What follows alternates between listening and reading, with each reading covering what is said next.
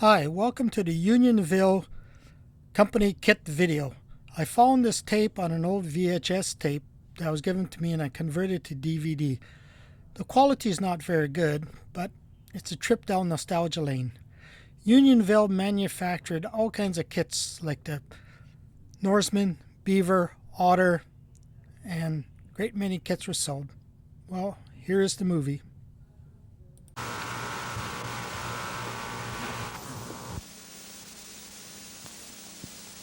Unionville hobby products.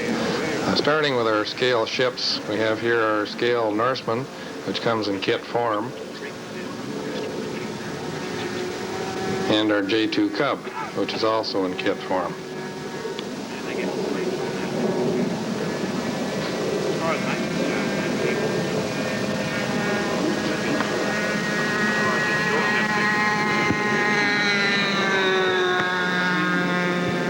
Here's yours truly, discussing with Norm Harris and Bob Hudson some of the ins and outs of the flying thing. This demonstration is being put on thanks to the courtesy of the Mississauga Flying Club, who allowed us to use their field for the purpose of the demonstration. Bob Hudson also helped with some of the flying. Now here's our Club Cricket. This is one of the pre-built models. Comes ready to fly. All you have to do is do a little bit of assembly. Moving down to the Club Sport. Also the same. It's a low-wing version of the Cricket, a little more sporty. And moving down the line, we come to the Club Deuce. Now this is a twin engine. You can see the Club Deuce and the Club Coupe parked beside each there. The Club Deuce is actually a twin engine version of the Club Coupe. We'll get into that later on when we see the Club Deuce flying. Now there's the Club Coupe, which I say was the forerunner of the Club Deuce. It's a low-wing version with a trike gear, whereas the Sport is a tail dragger.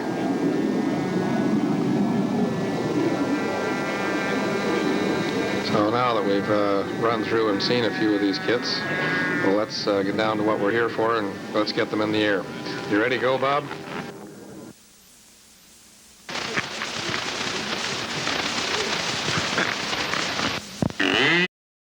Ready to take off.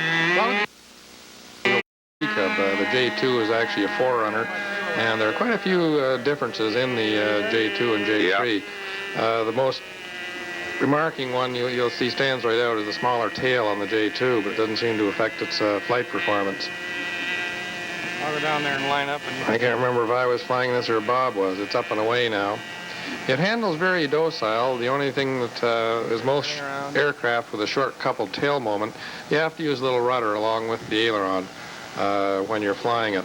But when you do that, it's a very docile, gentle flyer. It weighs 7.5 pounds for its 7-foot wingspan, which gives it a very light wing loading. So it's like almost like a powered glider up there if you really like. Now here comes the Norseman following close behind. Is about the same wingspan, another inch or two. Yeah, and it again only weighs 7 3/4 pounds with the wheel version. When it has the floats on, it's up to 8.5 pounds. But still, it's a very, very gentle flyer. There again, it's got a very short coupled tail moment, but it has a very large rudder, which I think the Nordyne people put on to increase its performance on the floats. Here comes a flyby with the Norseman. Oh, he's going to land.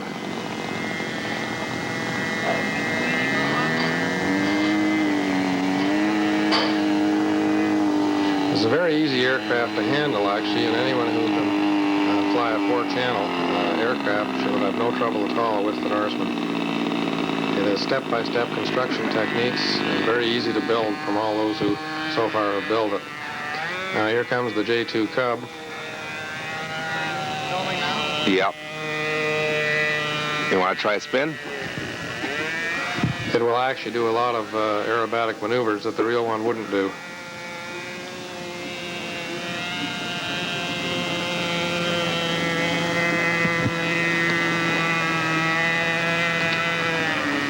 Now we're going to put the Cub through some aerobatics here. Here it comes down on a spin and a pull out with a sharp bank to the right. And we're going to combine a little pass Yep. Okay. And gaining altitude for our next maneuver.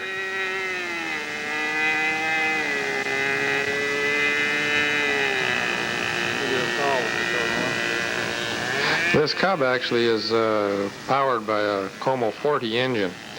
A 40 actually, despite its large wingspan, provides more than ample power for the J2 with its light construction and high lift wing.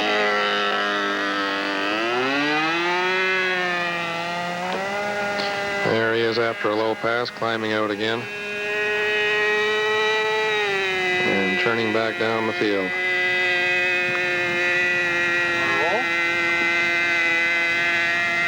Yep.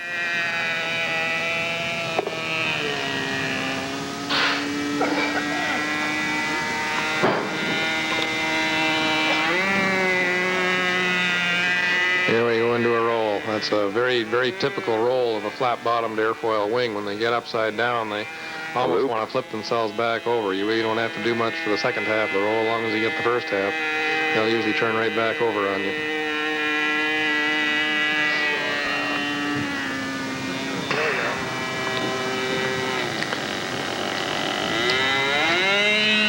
Here we go up into a loop, cut the power, pull through. Actually, we're doing most of these aerobatics with the aircraft. It's only at about half throttle on the 40 engine. Mm-hmm.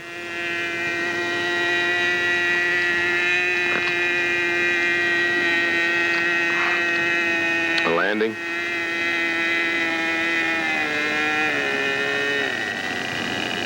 Well, I think the next maneuver here, we're going to bring it in and try and side slip it in for a landing. There it comes down on the side slip. Oh. There we are back in, but oh, we're too far off the field now, so I think we're going to go around again and take another crack at it. Side slipped ourselves right off the edge of the runway. That was lousy side slip.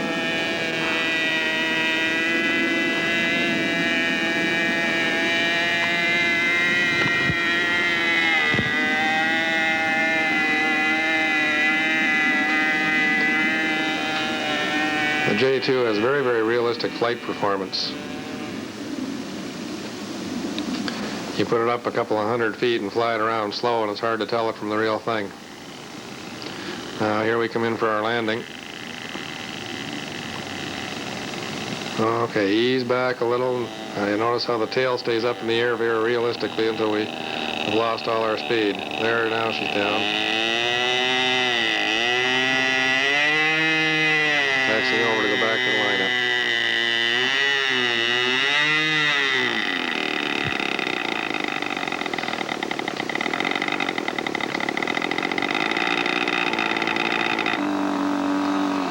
Now we have the Norseman going up again. Now this has a very short takeoff roll here. Now this one is equipped with a 60 Super Tiger 60 in it, which gets it up there pretty quick. There again, be doing most of the flight maneuvers here at about a third to a half throttle, which is all you need.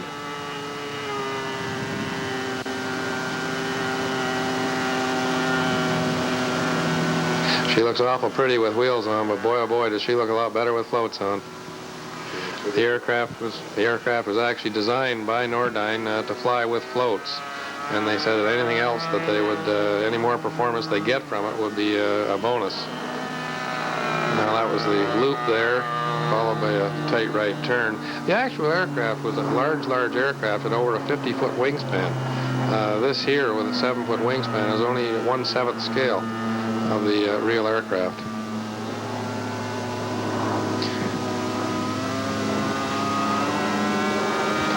The real aircraft weighed 7,500 pounds when fully loaded with the floats on. There it did a roll, which the pilots that used to fly, and the Hammerhead, the pilots that used to fly the real one tell me that it wouldn't do a roll. Although the model will. The model will also fly inverted, which the real one definitely wouldn't do. Okay.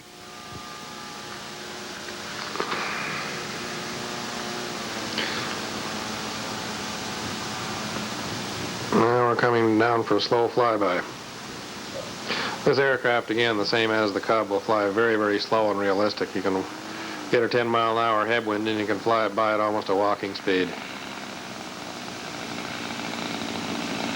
Here we come in for the landing.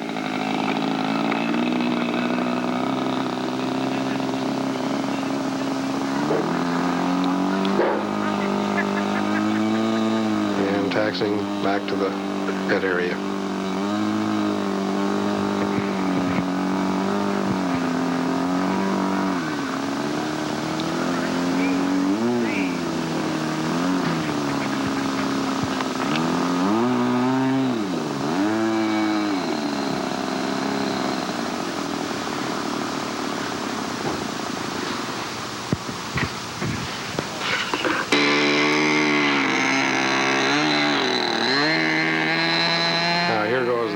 Club Coupe. I say the Club Coupe was the one of our later models. It's actually a Club Sport with a trike gear. Okay. And here's the Club Cricket taxied out with it. Okay. The Club Cricket has been our most popular kit. Here goes the Cricket up in the air. Now this again is powered by a Como 40 with a 4-channel radio in it. And here comes the Coupe close behind it. That's Bob Hudson flying the Coupe. Peter, point me to where, when I call for the airplane, point me to where it is, okay? Can you guys get in close together? If one's going one way, one's going the other way.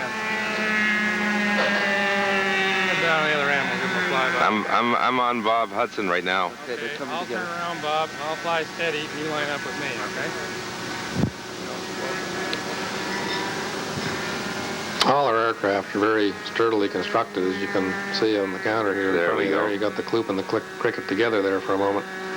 If you do have the misfortune to ding one, they're also very, very easy to repair. There's innumerable plates on it.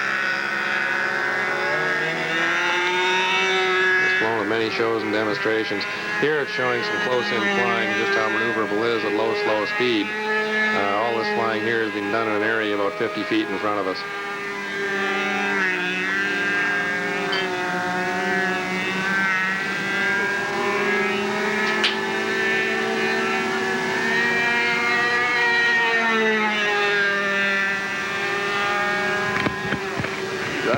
Yeah.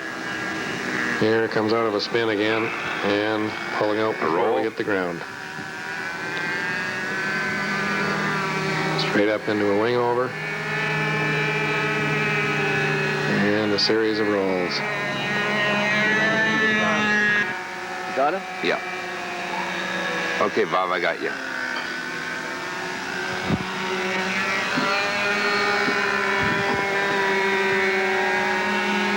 Now this is the Club Coupe following closely on the heels of the Cricket, and as you can see, there is an outside loop. It also is very, very maneuverable. Another outside loop, and very aerobatic. You want me to stay up, Barry, or land? Stay up for a second. Just gonna finish getting this, and then I'll get you landing.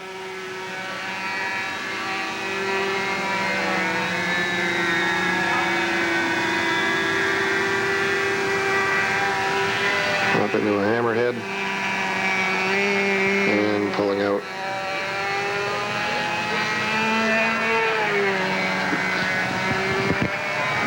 The aircraft have a 60-inch wingspan, giving them 700 square inches of wing. Yeah, do a pass, And yeah. with the average finishing techniques usually come out at about 5.5 to 6 pounds, which there again So gives how them nice very, and slow very, very it light flies wing and loading. Good shot. Here's the Cricket back again for a slow flyby. I forgot it was still up in the air.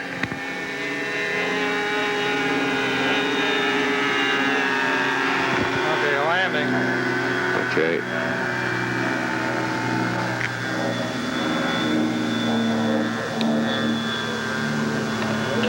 And turning now for its landing approach.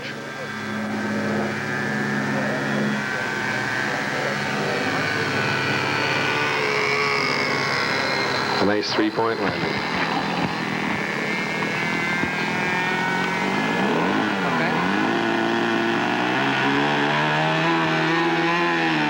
And they land. Here comes the Club Coupe Looking for a low flyby. Does that fly like your club sport? Bob? And turning to come in for a landing. Landing! I think Bob actually ran out of gas on this one. You can see it's coming in dead.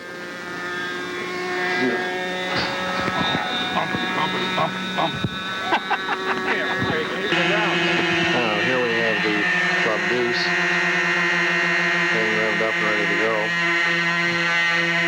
Now, a lot of people shy away from twin engine operation just for the fact that normally when one engine cuts, the plane torque feed into the ground. This isn't the case with the Club Deuce. You'll notice the twin tail on it. While the rudders are actually pointed in. We saw an article somewhere independent throttles in your transmitter. led us to try this, whether the inset rudders worked on models as well as they do on full-size aircraft. We took ourselves a Club Coupe and put two engines on it, and lo and behold, the towed-in rudders worked. So we developed from that the Club Deuce. Isn't that gorgeous?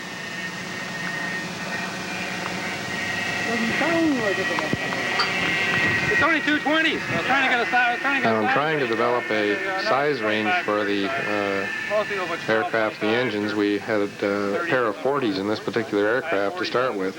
This proved to be just too much power for the aircraft. Hey, that's nice. That's nicely powered. It's now flying on two OS Max 20s, which are just not enough power to get proper performance out of a twin.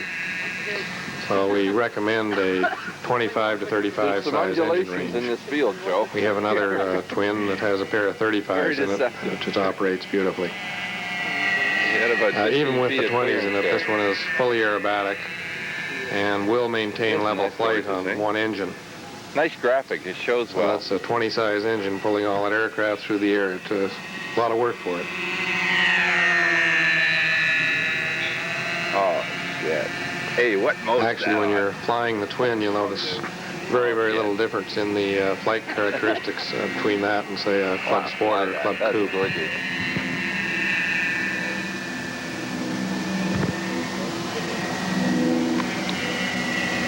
Handle any different with two engines than one? This one cut.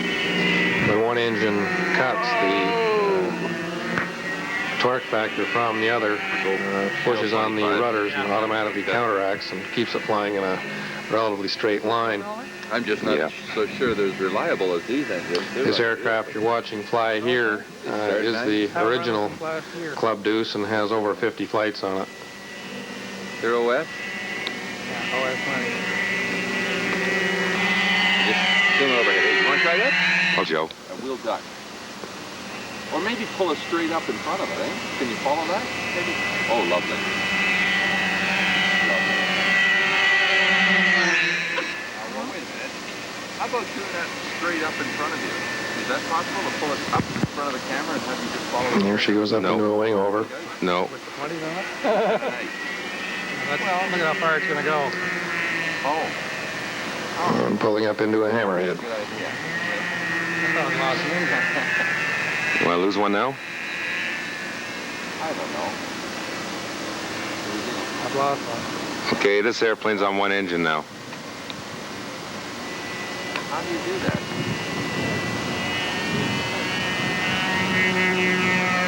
And you can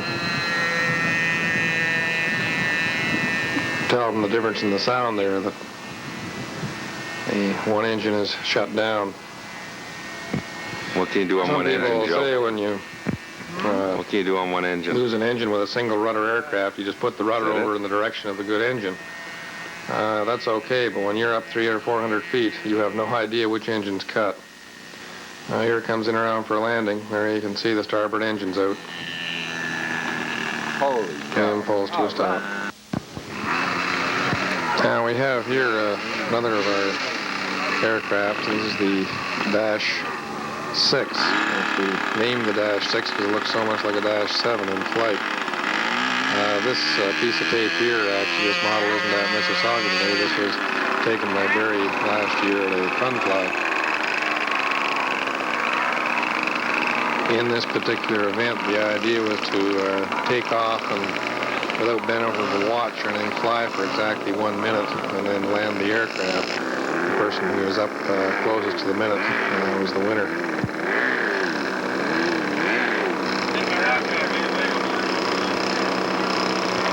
The Dash 7, as you can see, is a trike gear with a high tail on it, and the canopy is actually the latest model or newest model of our line of aircraft. There it goes up, smooth bank to the right. And the idea is to keep it up there and fly around for 60 seconds.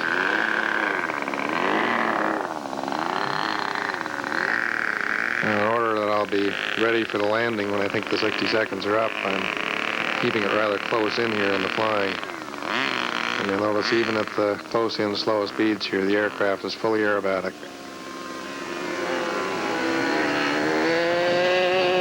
If you do happen to ding a wing or a tail or something, we always maintain a full supply of replacement parts.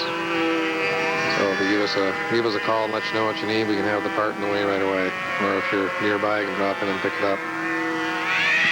There we go into a series of figure eights. Sharp turnout.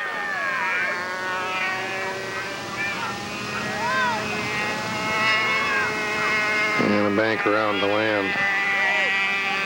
I guess I thought the minute was up. I don't know how well I did in that competition, whether I came close to it or not. There we are back in the ground.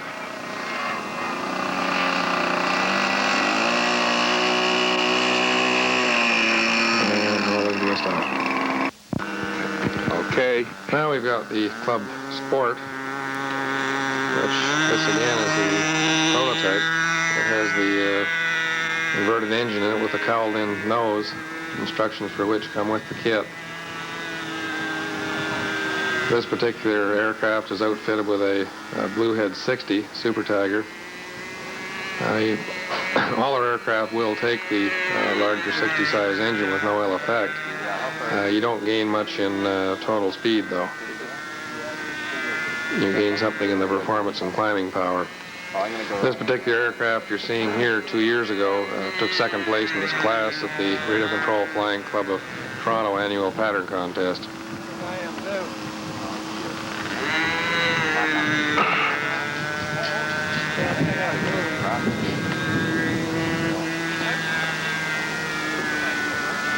I'd like to say at this point thanks to Barry Cohen for his excellent camera work throughout the making of this tape, and again offer my thanks to the Mississauga Flying Club for the use of their flying field and the use of Bob Hudson to fly some of the aircraft. We've had a real super fine day.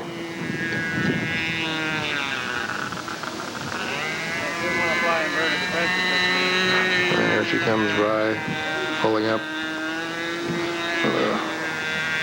Flip over at the top, back down out of the loop.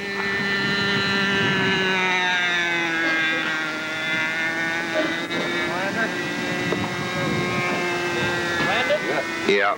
You could call it that.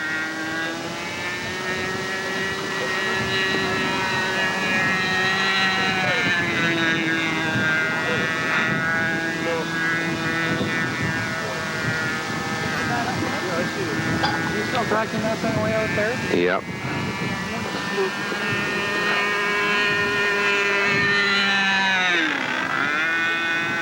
One last final flyby. Want to bring her for landing? She's up. All right, that's still putting it over the...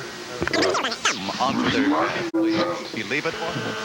Okay, here we are, the 1984 flying season, and our products from 1984 winter's building.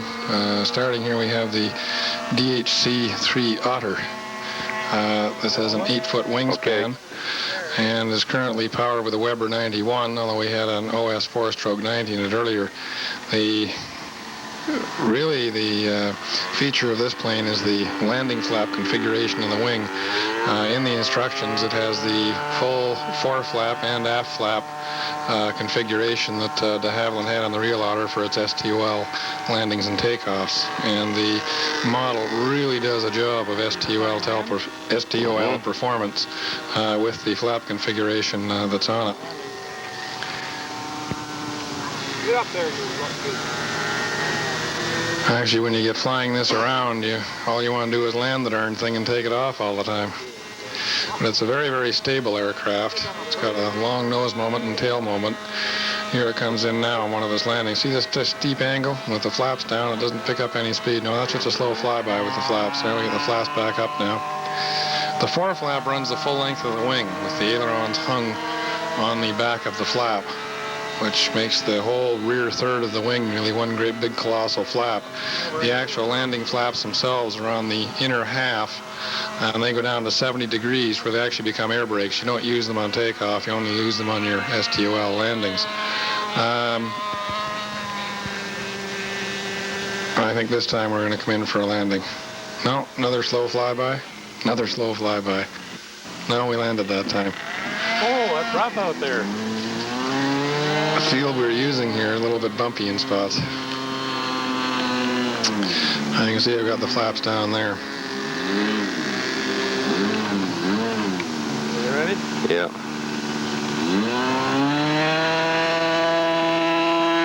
There's your fast takeoff and your rapid climb. That goes up at about a 70, 80 degree angle with a Weber 90 in it. It's a 13-pound aircraft all up.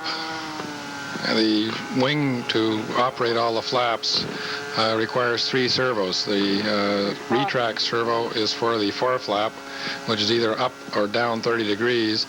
The landing flaps, or air brakes, they want to call them, are on a proportional channel, and the ailerons, of course, operate on a standard servo.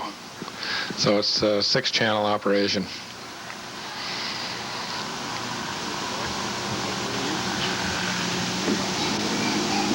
I'm going to learn to get that in a little smoother. The tail wheel keeps catching in the potholes. Now there's another of our products. This people are asking if we come out with a smaller version of the Beaver. So this is a 6-foot wingspan Beaver, which has a one-piece wing for rapid assembly. You can hold it on with elastics or bolts. Both are explained in the plans. The struts on it, which we're flying with here, are not essential. The wing is sufficiently strong enough that we'll fly without the struts. They're for aesthetic appeal if you want them only. It flies like a trainer, as steady as a rock. And it's currently, what we're flying in today, is an OS 4-cycle 40. It's rated from 25 to 40. It has 600 square inches of wing, and all up weighed, this one weighed 5 pounds, 3 ounces with the 40 4-cycle in it. The 4-cycle provides it with more than ample power for all the aerobatics you may want to perform. This is the prototype, actually, and is just about the same as the Big Beaver, except for the size. It's 3/4 the size of the big one and fits nicely into any small car. It's also a very fast building kit and builds in any flat surface. From balsa built from 2 sides with quarter square, braced in between. The wing is standard construction on any flat surface. It's a one-piece wing.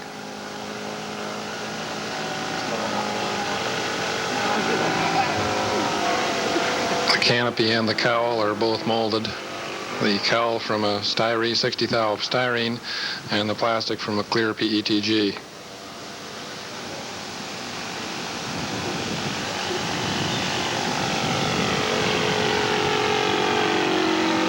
There he goes in a slow flyby.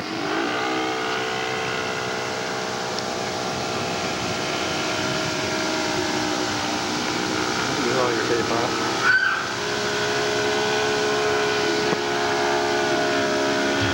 Actually, I think you could probably classify this as a trainer-type aircraft for anyone wanting to learn how to fly and wanting to do it in a model that looks like a real aircraft, because it's very, very docile. It has no bad habits. A landing?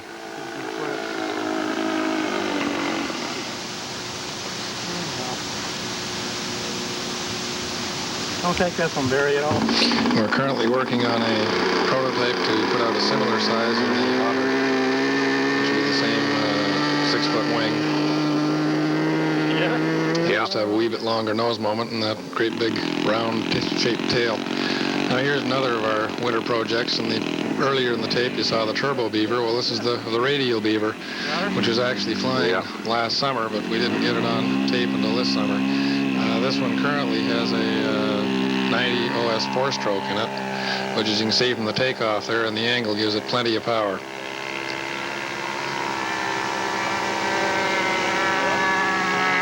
There again, it's a large aircraft. It has an 8-foot wingspan. Is built straight from de Havilland plans, and we think everything is scaled, the airfoil, the incidents, everything is pretty well scaled to de Havilland specifications.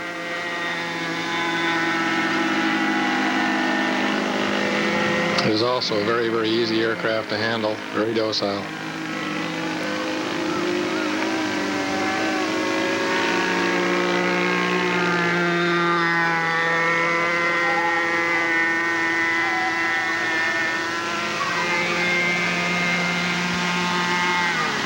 Here we come in for another slow flyby.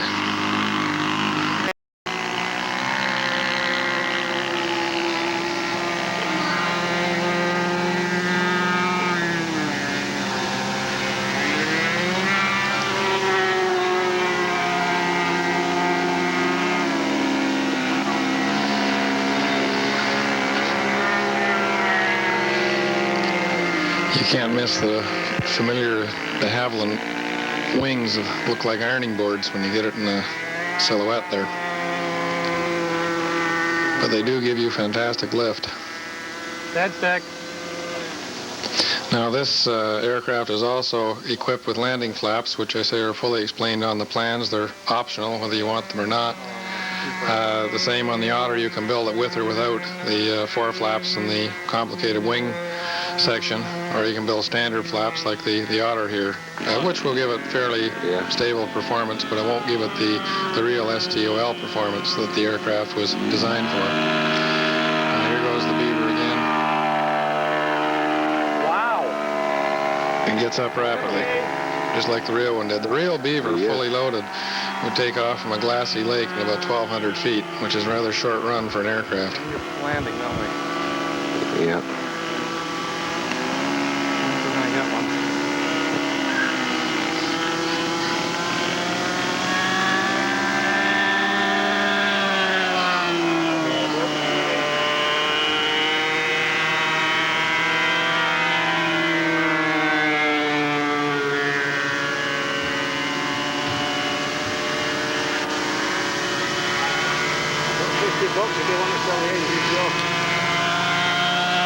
Oh, we went dead stick on that one.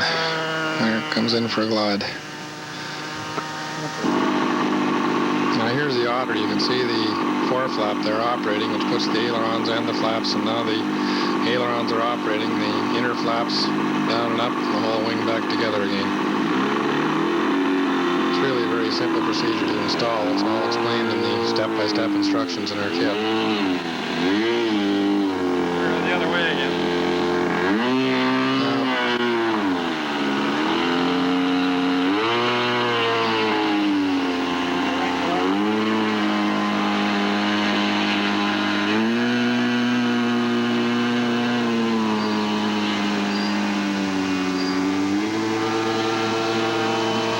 The actual aircraft we modeled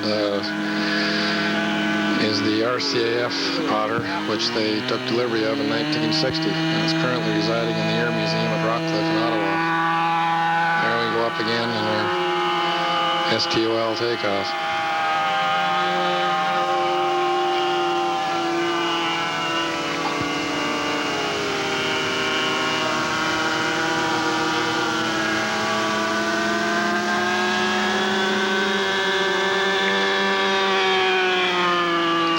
The whole top rear deck in the kit is from preformed styrene, so it alleviates all the problem of building the compound curves that de Havilland put into the rear fuselage deck on the Otter.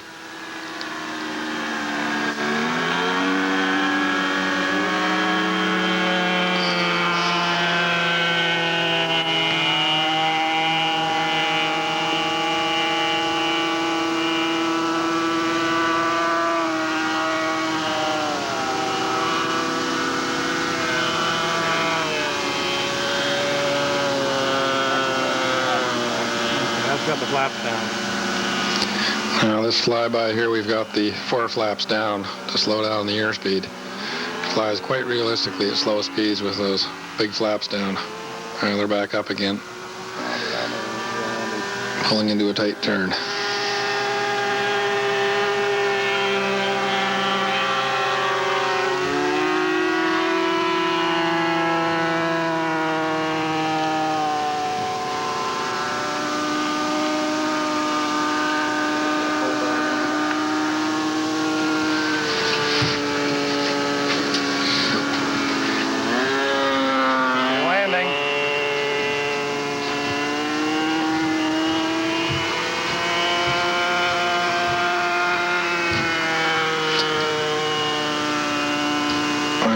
flaps are down. We're lining her up for a landing.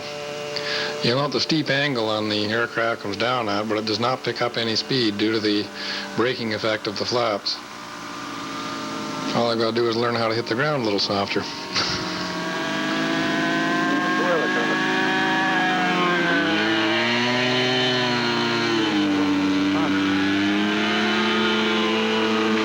And you see the flaps deployed there for the takeoff.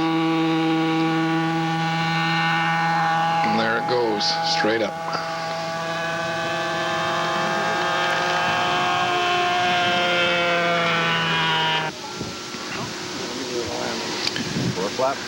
Here we are again deploying the flaps for a landing. Everything's down. And once again, notice the steep rate of descent that the aircraft has without picking up any airspeed.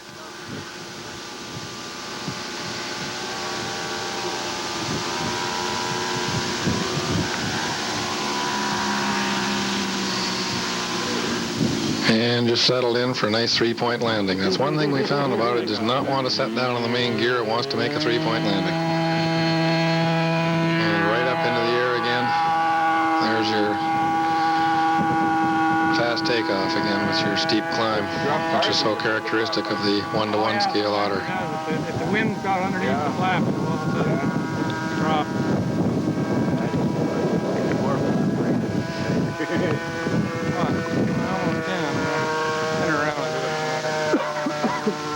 Take off without that steep angle of attack. Can. I think it would still lift, wouldn't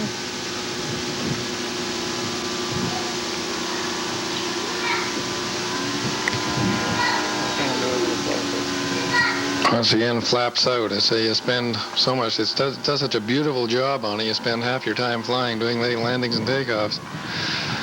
Look at the angle that's coming down at. And flatten out. And oh, we got a little crosswind there under the wing in the landing, but ended up an even keel.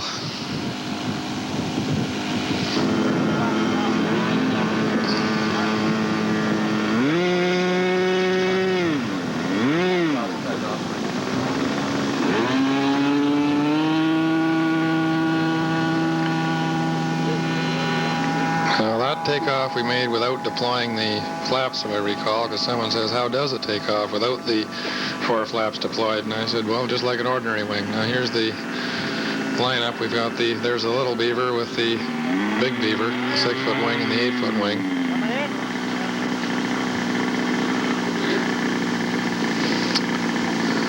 And I think we've got the otter coming in here for one more landing. I say, if you don't do it right, you got to keep practicing. I've still got to smooth out that last little flare out at the bottom. There she is coming down steep. And flare out. Okay, now hold her on the mains. Bounce, bounce, bounce. Well,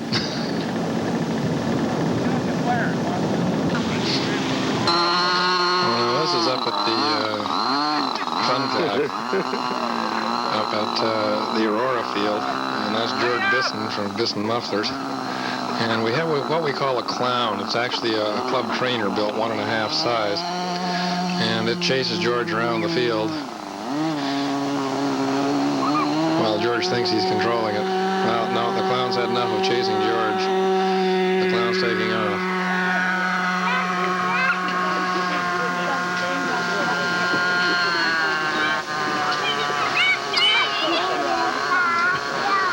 This is a Super Tiger 60 up front, and the secret of the whole thing, it has a great Bombay in it that holds 2 pounds of candies. So now we've got the kids out in the field. George, move in with the kids. Move in with the kids, George. Might get a candy. Hey, George, which one you flying? Left one or There's George flying the airplane. And here comes the clown to do his act. Everybody ready? Bombs away! There they go. Now you gotta stay up there.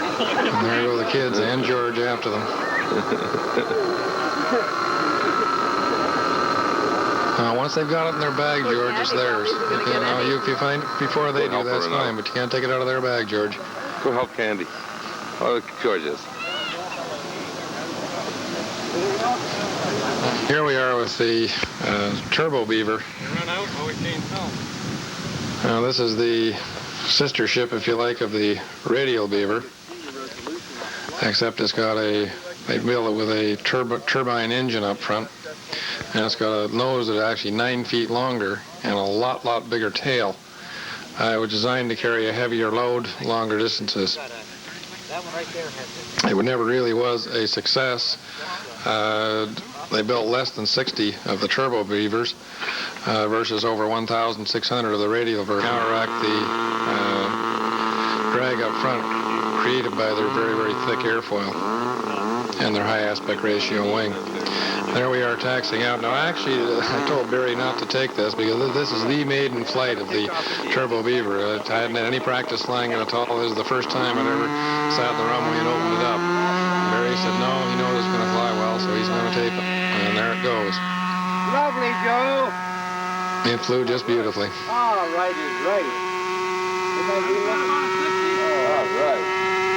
Not enough engine.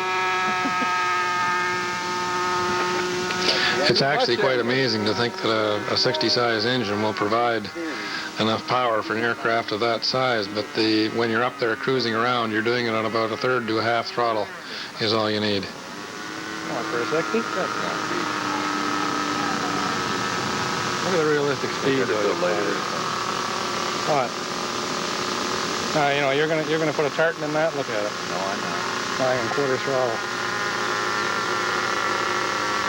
Not bad. It doesn't nose up when you open it up. I got about 2 degrees down, about 2 degrees left. That's a funny looking one, isn't it?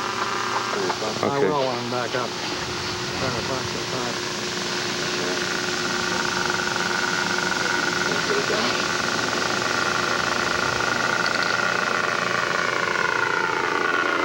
Here we go on a slow flyby. Now that rate of climb is good. And this sequence here was shot up at the Keswick Model Club, just north of Toronto. You can see we're trying the ailerons out there for effectiveness and trying the rudder out just to see how everything works when it's made in flight. Okay. Flaps are down. This aircraft also is equipped with the conventional type landing flaps there. You can see them down there. And I'll go back up again, trying out the flaps at a safe altitude to see what the reaction is. There again, they're not necessary. You can fly it without the flaps. It will land slow enough without them. All I do aid in bringing in a little steeper angle of approach.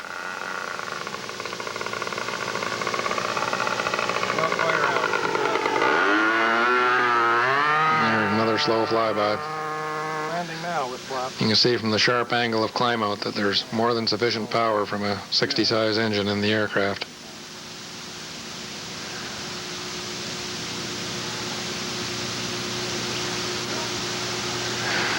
There we come in for a landing. Nicely on the mains and as the tail settles in. That was the maiden flight. Now this is on a subsequent flight. There we are in a slow flyby. Lower? Lower? The color scheme on the aircraft is actually the color scheme for the prototype Turbo Beaver. CFPSM in the red, white, and blue. Flaps? That was Turbo Beaver number 1. Okay,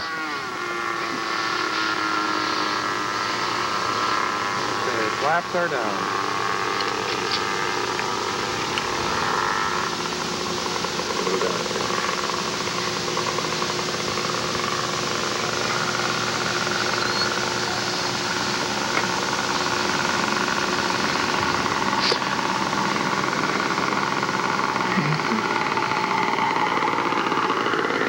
Now that time there you can see I've got the landing flaps down.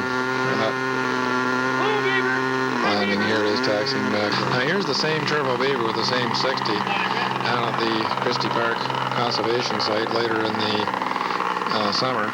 and it's going up on floats. And I say there again, that's with a 60. We've added about a pound of weight with the floats, and you can see the sub-fin underneath the back there, which I don't really think it needs as a model, but the real one had it, so let's be scale and put it on.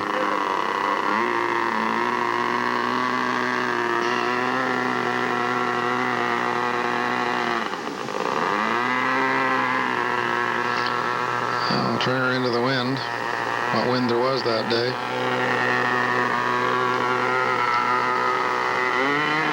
Now look at the spray kick up as you open the engine. There again, that's a 60. Watch how fast it gets it off the water and the angle of climb out. And that's now up, it's over about a 10.5-pound airplane. But it's an extremely effective lifting wing.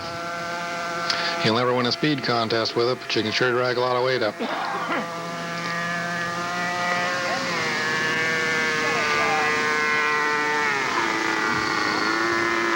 The floats detract very, very little, if anything, from the flight characteristics of the Turbo Beaver. It flies just about the same with them or without them. It doesn't affect it at all.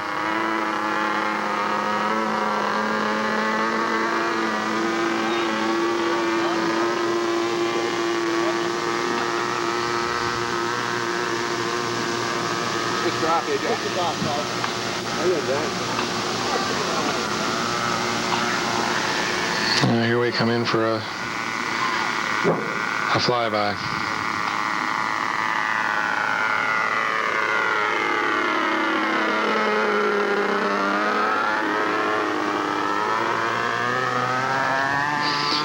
There again, note the steep angle of climb out provided by that 60 power to the Norseman.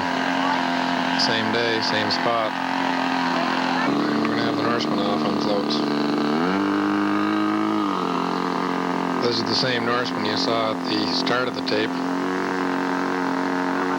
with the floats put on it, with the Unionville Hobby floats, the 40.5-inch floats, which with the attachment it takes about 4 bolts and 5 minutes to change it from floats to wheels or back again. There's no change necessary in the center of gravity when you change from one to the other. Balances out. Here we go, watch the spray kick up again. Very realistic. That 60's got her in the air very short. It's actually easier to take off in water if you do have some wind to help you get a little lift underneath the floats, because they keep telling you about the suction that holds your floats in the water. Well, it's very, very true, even in the model.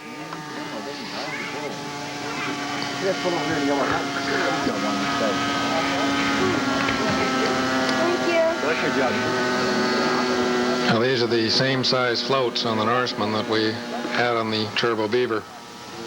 Well, that's your motorboat. Yeah. Like that. What do you do with that? The Norseman being originally designed by Nordyne as a float-equipped airplane, there is no difference in the flight characteristics with or without floats. As a matter of fact, if you want to fly inverted, it flies better inverted with the floats on than it does with them off. I don't know. I guess I could do it. Although you wouldn't fly inverted in the real one. There we are in a slow flyby. Slow down, Jeff.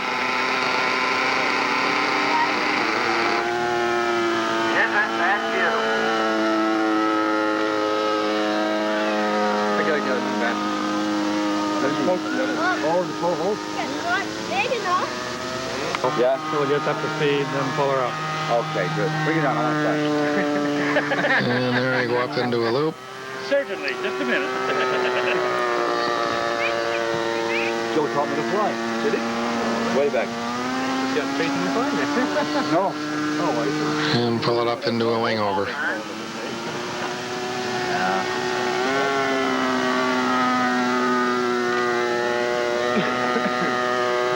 No, because you'll have to hold my beer and don't trust me.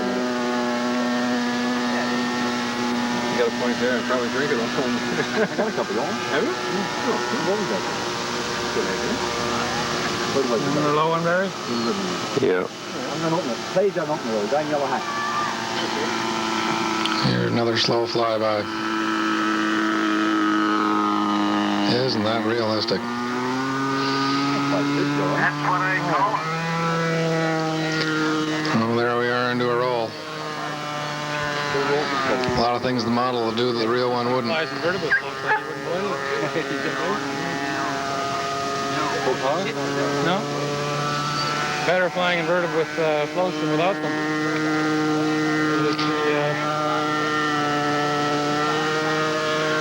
We were mentioning flying inverted earlier on. Well, there it is. Flying upside down with the floats on. All the oil problems fell out. Gary, I think I'm going to land it the same way.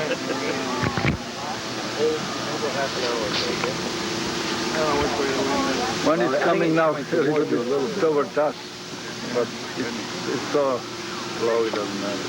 Yeah. Right there, there won't be anything. And here we are coming in for a landing. And the flare out and down.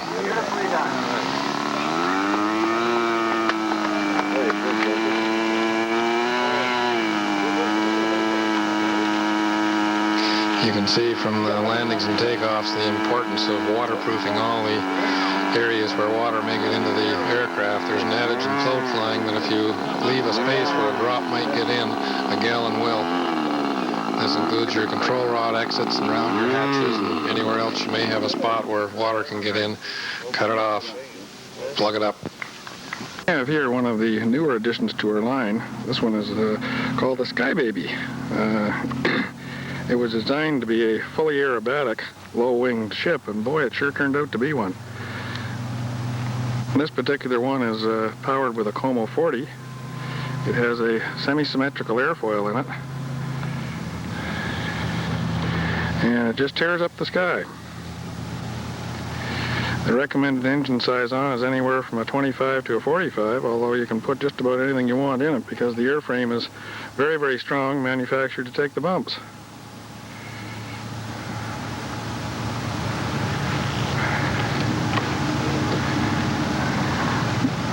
Here's another prototype Sky Baby. This one has an NU-46 up front, which really performs just about the same as the Como 40 as far as the aerobatics go. Sky Baby doesn't care if it's right side up, inside, outside down, it doesn't really matter. It's a very, very aerobatic airplane. The tip fences, and you can see on here, it's a perfectly flat wing, but the tip fences actually do work. They stop the air from going off the end of the wing and they prevent tip stall at low speed. So you don't have to fly your Sky Baby full speed, but it sure is fun to do it. Okay, let's go and get these babies up in the air and have a look at them. Okay,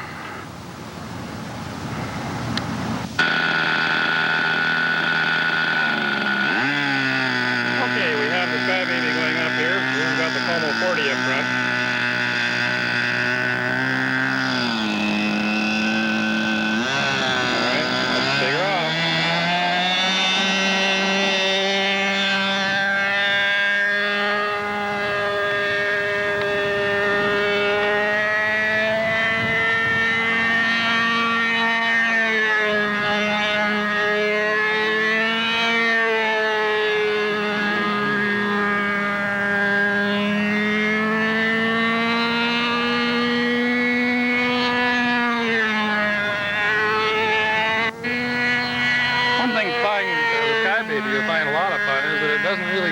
Whether it's upside down or right side up, it's just about the same aircraft. It only requires a very, very slight touch of down trim for its inverted performance.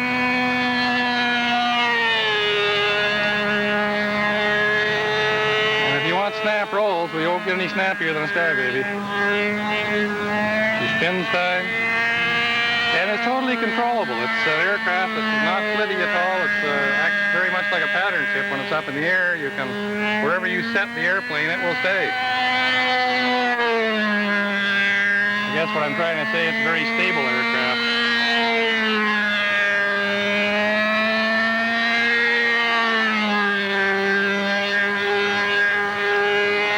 On some vertical fins.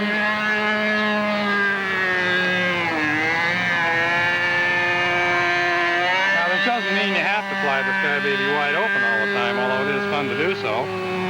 You notice if you throttle back here, we're going along just a very low throttle. The wingtip fence is keeping the air on the flat bottom wing, make it a very, very steady flyer, even at low speed. There she is going by at bone idle, and there's no tendency to tip stall at all. It's actually an excellent low-wing trainer. It builds up very fast on any flat surface because the wing is entirely flat and builds as one piece. The fuselage is entirely sheeted on over a 1/4 square frame, so it also builds up in a matter of a couple hours' work. Union 46 four-cycle in it, the blue and white one you saw. Oh, I throttled her down a wee bit too much. She's coming in dead stick. Well, that's fine, it glides well. Now this Sky Baby, another prototype, is equipped with an Union 46 four-cycle. Take this off and watch him perform and see where. There again, he's airborne in very short order. You don't need much power. And as the other Sky Baby, he's equally at home, upside down or right side up. Doesn't matter.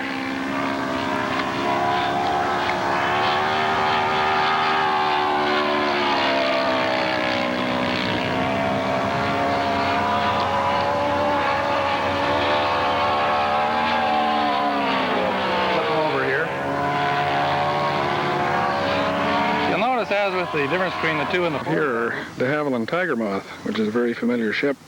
Anybody over 40. It was one of the major training aircraft used in Canada during World War II to train the Commonwealth pilots.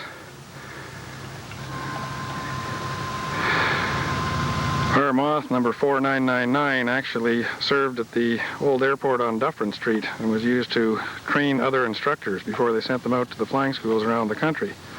I don't know where 499 is now, but I don't think it's around. It was built in about 1942.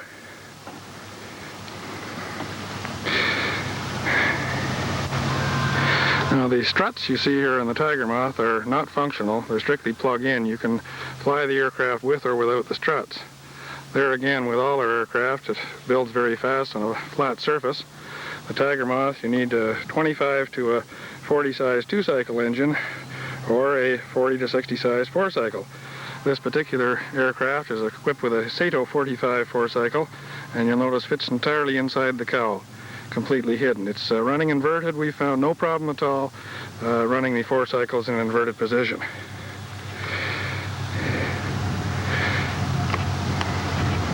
All right, let's get this thing up in the air and see how she goes.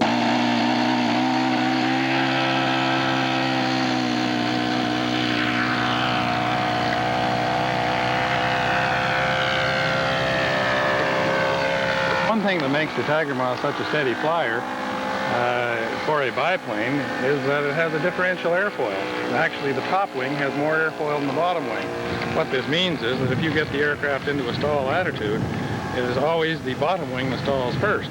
That just makes the aircraft into a parasol, picks up flying speed, and your wing becomes flying again. So that way you avoid the stalls which are inherent to a small biplane. Now this thing will fly very slow and very steady.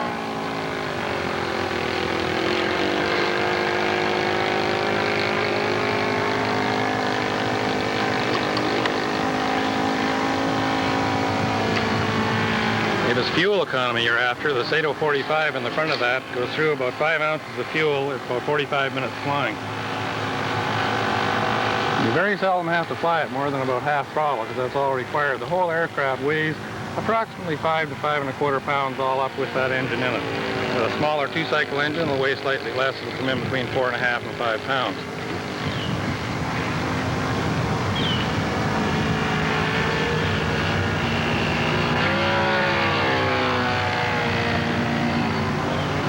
This aircraft, actually, the real Tiger Moth was not that aerobatic, but this will do some aerobatic that the real one wouldn't do. Like you wouldn't take the real one through a snap roll like that.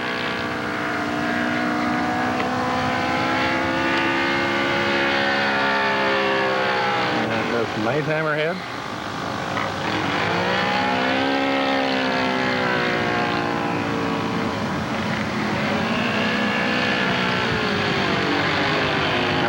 Areas and the wings, etc., on this Tiger Moth are scale with the real plans, So if you really want to be a scale enthusiast and put all the scale detail on it and scale up the landing gear, it's very simple to do. It is, as we mentioned earlier, it's the Canadian style version. It comes complete with the molded canopy, which was singular to the Canadian aircraft.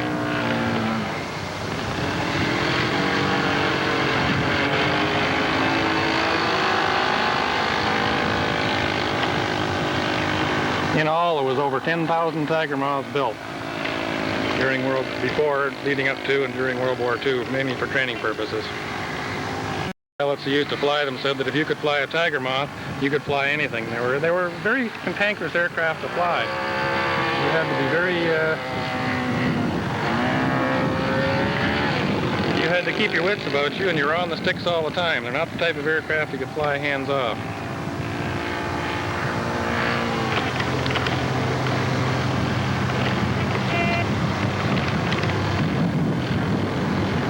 Fly down to almost a dead standstill and even the lightest breeze.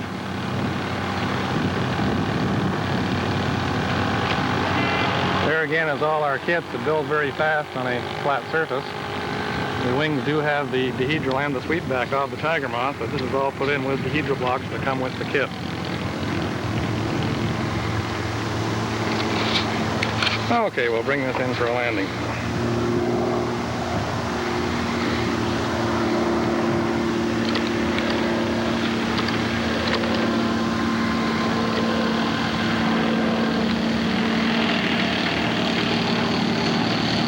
He has a very exceptional low landing speed, and there's no evidence of tip stall.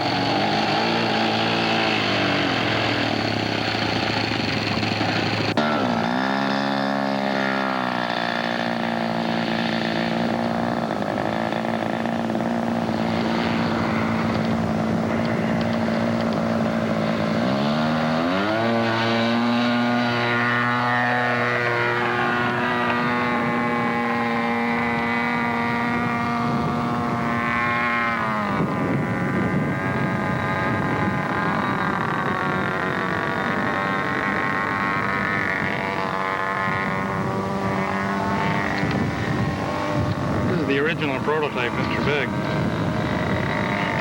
And I say has a Tiger 2000 in it, but you saw how fast it gets off the ground. It's more power than it needs. And right now it's flying around at about a third to a half throttle. And as its predecessor and small cousin, the Sky Baby, is very, very stable.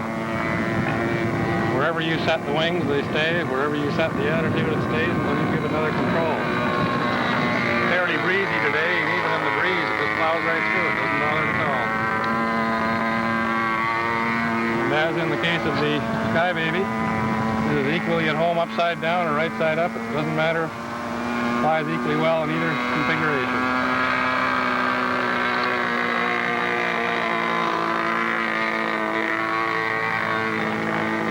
It's an enjoyable aircraft to just fly around in nice slow mode, and you can fly it as a pattern ship. Fly as a sport aircraft, whatever you like.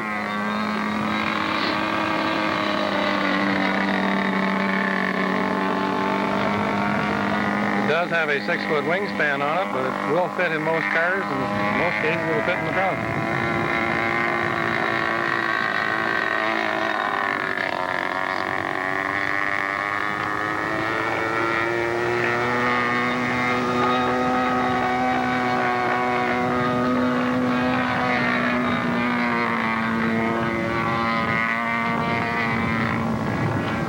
For its size, it's a very responsive aircraft.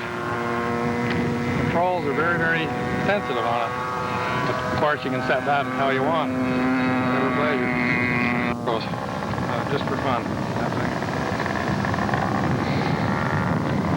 We'll bring her by for a low pass here. You can get an idea from the background of just what speed she's going at.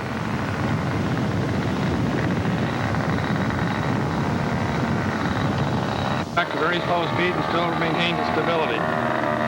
Tip fences work.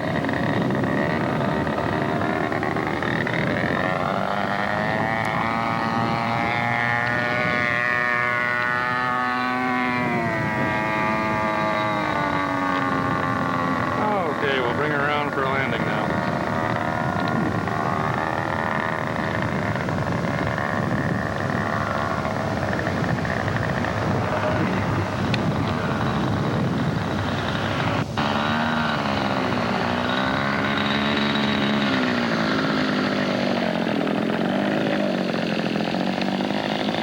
like many big aircraft, large type, such light wing loading on it, comes out about 20-23 ounces, depending on the engine you put on it, but does not land fast and hard like a big aircraft.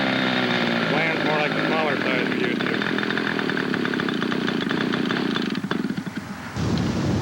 We have here an interesting experiment. This is a Sky Baby, although it doesn't quite look like one because it has no canopy and no turtle deck on it.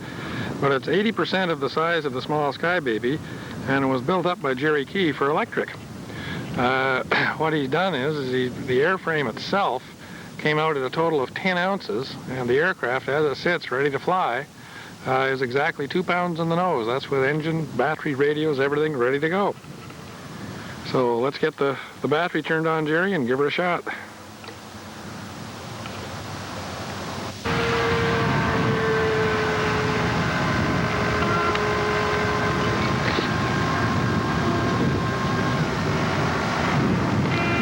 This is the electric ship under power. What motor's in it, Jerry?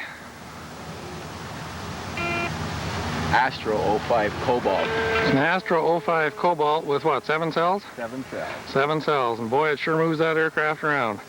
It's fully aerobatic, just like its big brother and its big brother.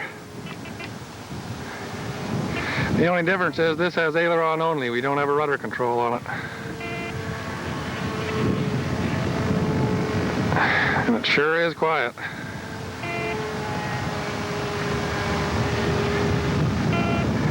We didn't get a takeoff on it because we have to hand launch it.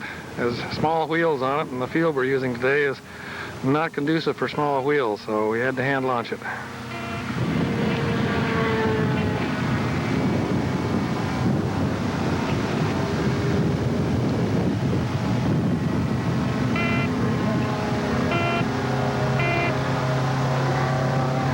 There's an experimental model, so the turtle deck and the canopy will go on it now.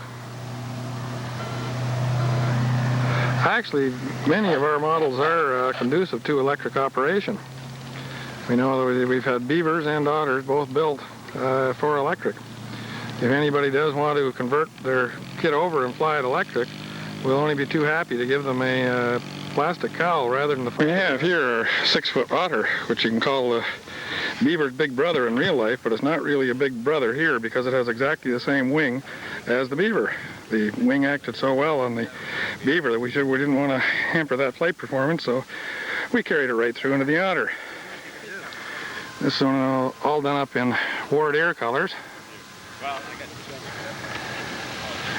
And is powered by an NU46 4-cycle. The NU46 4-cycle provides more than ample power to get the otter off the air, either on floats or on wheels. This aircraft here is about 2 years old and has seen lots and lots of service. The great big fin that you see on the otter is scale. Believe it or not, it looks like it's about twice too big for the aircraft. Okay, let's get the otter up in the air. Done up in Ward Air colors. This is John Pateman's aircraft.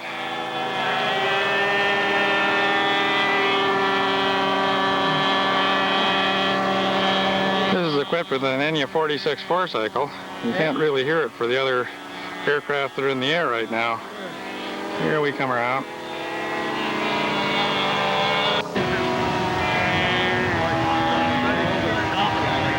The otter actually has the same wing as the 6-foot beaver, exactly identical, but if you look at the massive rudder on the otter, that is scaled to the size of the aircraft. The real otter was very difficult to land in a crosswind and floats because you couldn't hold your tail straight. They corrected this when they built the Buffalo. They put an articulated rudder on them.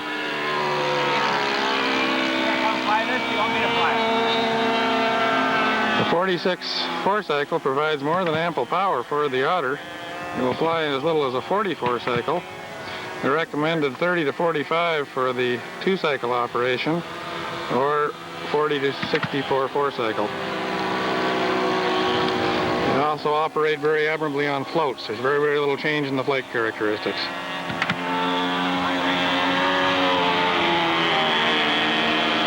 As was the beaver, the otter is a very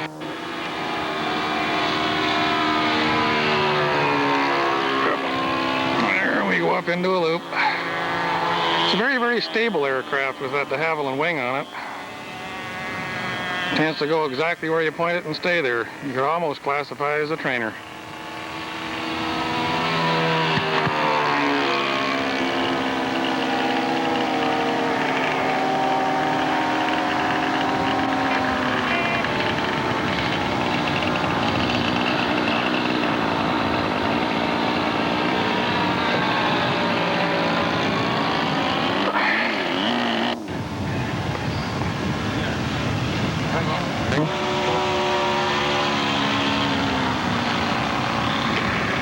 Club Sport with an NU-46 4-cycle in it. The aircraft is what, Jerry? About 4 years old? Yeah, 3 years old. 3 years old.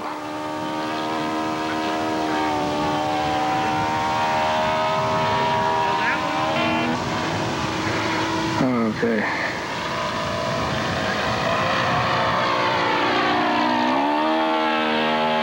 Okay, Jerry, bring her in for a landing. We have the Club Sport coming in for a landing. Well, that's what we said. The Club Sport will do almost anything. Very tricky, Jerry.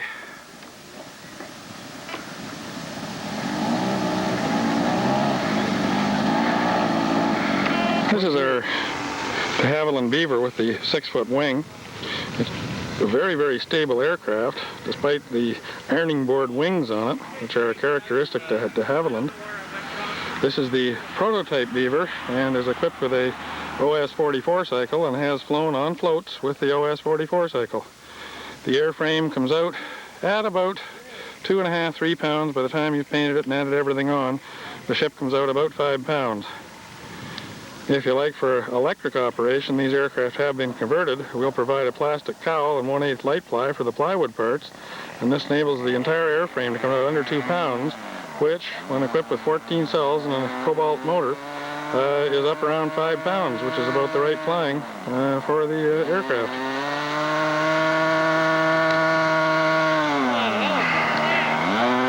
It's almost a trainer type aircraft.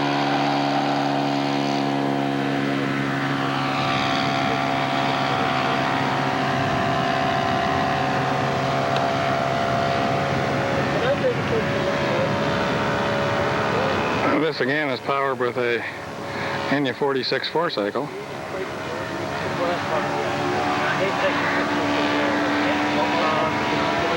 Which, as we said before, is more than enough power for the Beaver.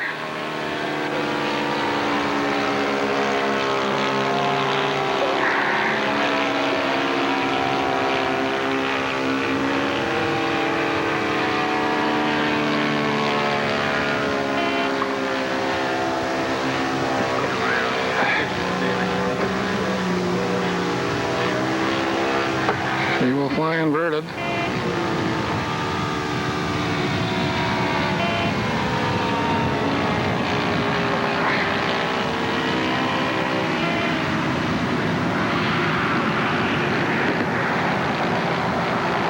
It's actually a very pretty aircraft with floats on, as most of the real Beavers wear.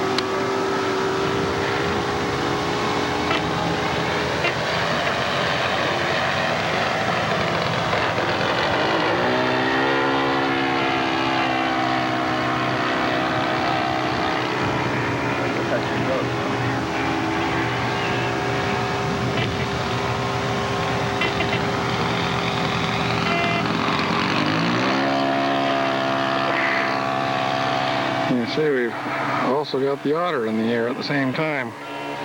One we taped earlier.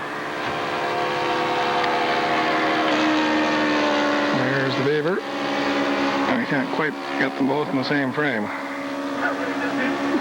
They won't fly formation for me. Come on, guys. It's peeled off in opposite directions. Yeah. I saw which way you... They split my camera right down the middle on that last peel off.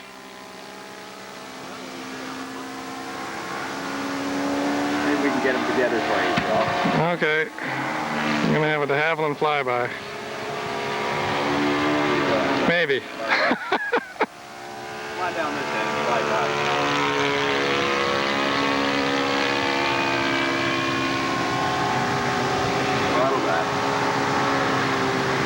I've got the beaver on the left-hand side. I don't see the otter. Get it up. Catch up. There, now they're both in the frame. Hey, fellas. Hey, the camera ain't that big. It's got a wide-angle lens on it, but it's not flying any closer. There we go.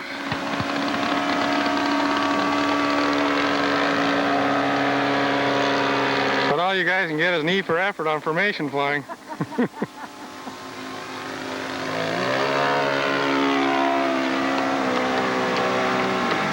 Look at the two of them side by side, but they can't even fly together.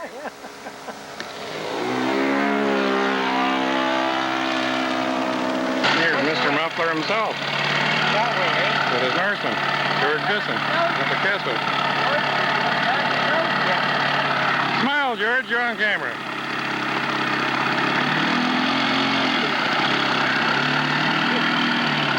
This has an OS 94 cycle in it. 2 years old now. There's an OS 44 cycle up front, still going strong. Hadn't run the engine since last year. This first flight of the year. Just cranked it up, started up right away, and there she goes.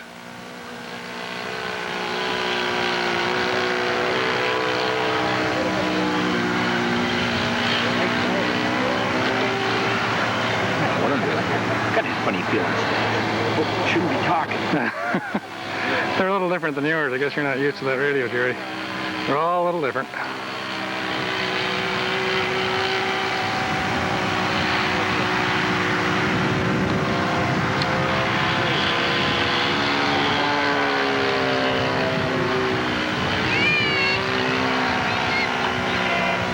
I don't think we would use that one part anyway because it wasn't on Zoom.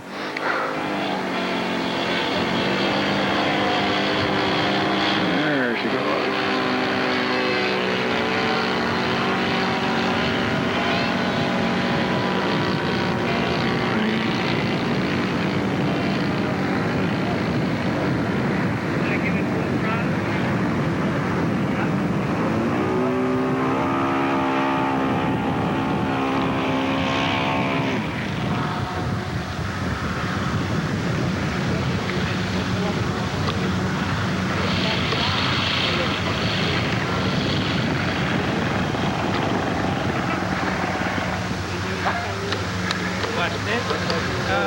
Well, one.